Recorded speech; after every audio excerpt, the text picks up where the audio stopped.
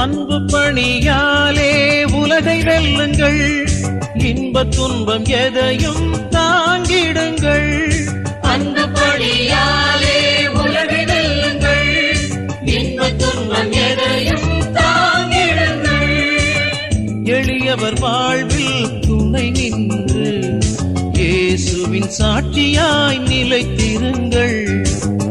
எளியவர் வாழ்வில் துணை நின்று இயேசுவின் சாட்சியாய் நிலைத்திருங்கள்.